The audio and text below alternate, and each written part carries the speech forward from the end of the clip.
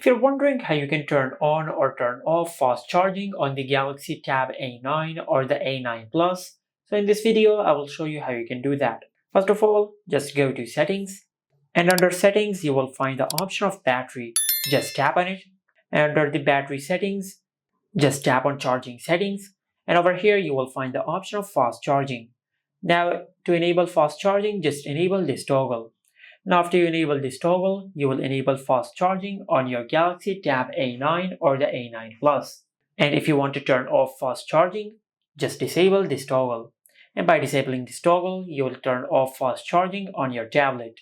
And also if you want to get the full charging speed, make sure you use Samsung's original fast charger with your tablet.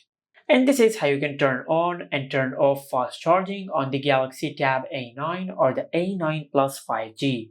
Make sure to like, comment, and subscribe. Thank you for watching.